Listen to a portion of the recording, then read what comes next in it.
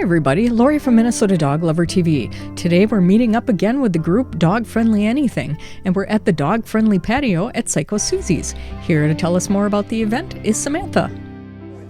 Hi, it's Samantha here again from the Dog Friendly Anything meetup. We are here at Psycho Suzi's today to get together and have brunch with our dogs. One of the goals of the meetup is to give people a chance to get out and enjoy themselves and meet new people without having to leave their dogs at home. So this is kind of an example of the things we like to do. Fortunately for us, there's tons of dog-friendly businesses in the Twin Cities. So we're going to enjoy this nice weather and have some brunch and chit-chat.